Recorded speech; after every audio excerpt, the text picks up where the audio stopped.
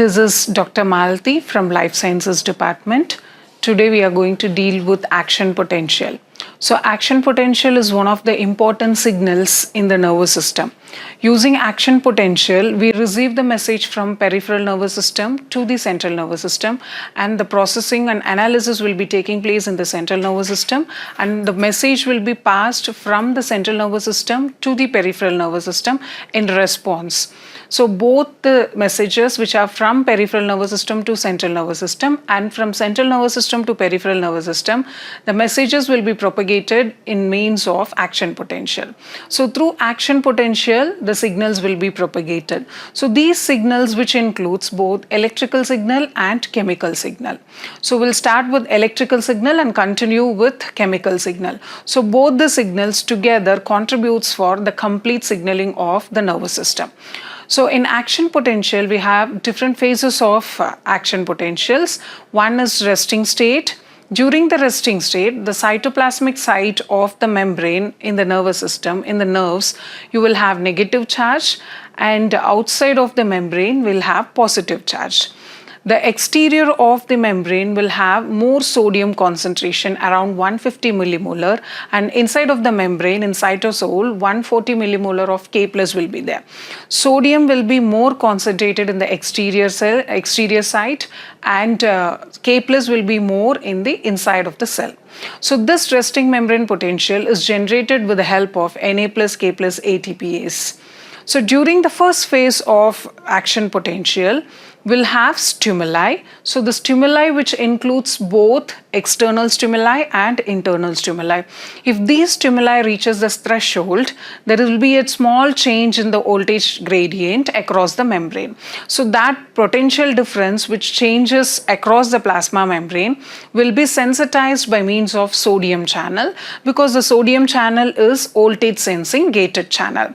Since the voltage changes or voltage differences are sensed by means of sodium channel, automatically the sodium channel opens. Since the sodium channel opens, there will be a concentration gradient across the membrane. So outer surface of the membrane has more sodium than the inner surface. So automatically the influx of sodium ions will be taking place. This influx lead to change in the concentration and voltage potential across the membrane. So the potential difference, the changes which are caused in the dendrites, continuously passes through the axon and it will reach the axon terminal. So we are going to see the action potential which starts from the dendrites and how it reaches the axon terminal. So during this axon journey of the electrical potential, we have myelin sheath. In between myelin sheath, you will have node of Ranvier. During the action potential, the action potential will jump from one node to other node. This is how the myelin sheath induces the faster signaling across the axon. So in case of the continuation of action potential, the first phase is depolarization, in which sodium ions got inside. So automatically the voltage increases, so only the voltage difference reaches almost positive value. So almost the equilibrium is reached for sodium across the membrane. The repolarization phase starts. During the repolarization phase, the K plus ion channel will open up. Since K plus ion channel is a leaky channel, the K plus will move across the cell, outside the cell, especially across the concentration gradient. So efflux of K plus will be leading to fall in the voltage difference. That's why the graph again goes down, and it goes down beyond the resting membrane potential. That is because K plus is a leaky channel. So more amount of K plus will be effluxed out. This leads to a lower voltage potential, which is your resting membrane potential, lower than the resting membrane potential. If it reaches, we call it as hyperpolarization. The hyperpolarization also will make the normal potential gradient to become a resting membrane potential gradient. So the overall one single action potential will have the normal resting membrane potential, which attains depolarization, followed by repolarization, then hyperpolarization, then again it comes back to resting membrane potential. So always one action potential will be followed by the continuous action potential, but we have a pause between one action potential and the other action potential. That pause will be calling it as a refractory period, the time period in which the next action potential cannot be generated, or the gap between any two successive action potential, we call it as refractory period. So during the refractory period alone, the action potential cannot be generated. Otherwise, in normal signaling, once the threshold is reached, automatically the complete one action potential will be taking place. So now in depth of action potential, if we see, this ion channel is very important, especially the sodium ion channel is very important. This sodium ion channel is a voltage sensing channel. This voltage sensing channel will be present continuously throughout your neuronal cell.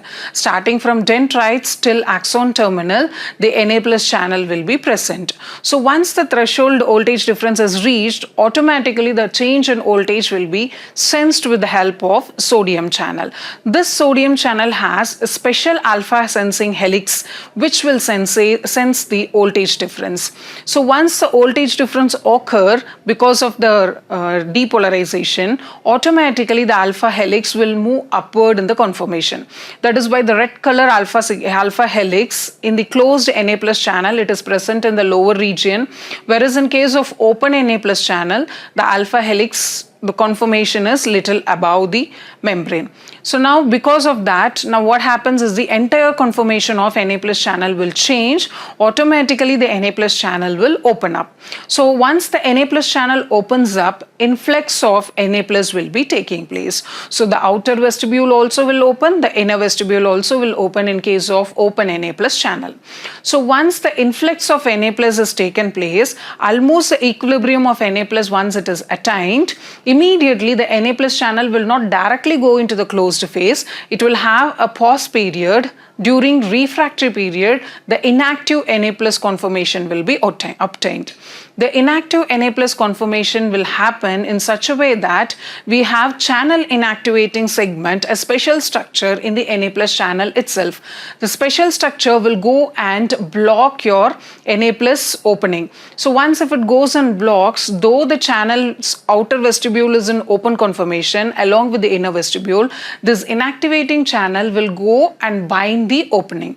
Automatically Na plus influx will be ceased. You will not have the influx of Na plus. So this happens during refractory period. So once the refractory period is over, automatically the inactivating segment will be removed, the inner vestibule will be closed, and the outer vestibule size also will be reduced. So no more further Na plus channel opening or the movement of Na plus will not be seen. So we have three conformations with respect to Na plus channel. One is open channel, the other one is closed channel. Between these two you have inactive Na plus channel, where Na plus will not neither be open nor be closed, but it will be in inactive state. So we have this electrical signaling which has been propagated from dendrites till axon terminal. Once the action potential reaches the axon terminal, we will have the chemical synapse. So between one neuronal cell and the other neuronal cell, we have chemical synapse. So chemical signaling will be happening.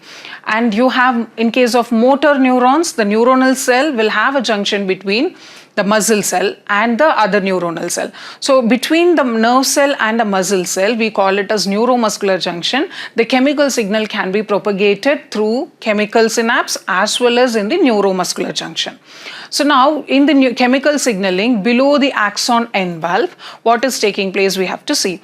So now here the empty vesicle which will be taken back, which will recycled, that will be loaded with the neurotransmitter. Along with your neurotransmitter addition, one H plus will be moved out as antiporter. So now in order to load the H plus ion in the vesicle, H plus will be pumped inside the neurotransmitter vesicle along with ATP molecule. So ATP will be used as energy in order to locate the H plus ion inside.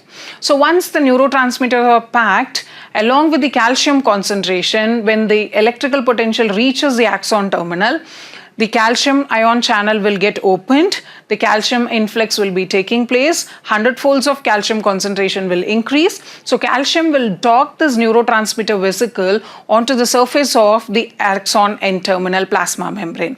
So once if it fuses, the neurotransmitters will be released. Automatically the neurotransmitters will be bound to the receptor which is present on the neuronal cell if it is a synaptic cleft region. If it is a muscle cell, the muscle cell's receptor, in case if it is a neuromuscular junction.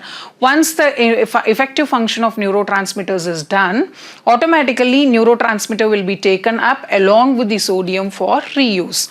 And the same way, the vesicle coat also will be recycled for the another round of import of neurotransmitters.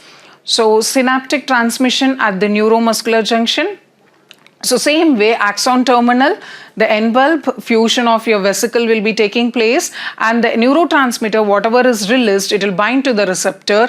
In this case of muscle cell, the receptor is a ligand gated ion channel. So the ligand is your neurotransmitter and the receptor is nicotinic acetylcholine receptor. Once the neurotransmitter is bound to the receptor, automatically the channel and the receptor will be opened, automatically an influx of Na plus will be taking place. The influx of Na plus continuous, since it is a muscle cell, automatically the signal will reach the T tubule. Along with the T tubule, it will be sensed by the calcium channel which is present in the sarcoplasmic reticulum. The sarcoplasmic reticulum's calcium channel will be opened, the efflux of calcium will be taking place, further signaling leads to contraction of the muscle cell. So here, in case of the neuromuscular junction, the chemical synapse will release and the effect will be neuromuscular contraction. Whereas in case of synaptic cleft, the further signaling will be continued. The receptor will be present in the post-neuronal cell. So automatically the signal will be propagated from one neuronal cell to the other neuronal cell in case of synaptic cleft. In case of neuromuscular junction, it leads to muscle contraction. So whatever the motor neurons which are present, it leads to the muscle contraction of the respective muscle cell. Thank you.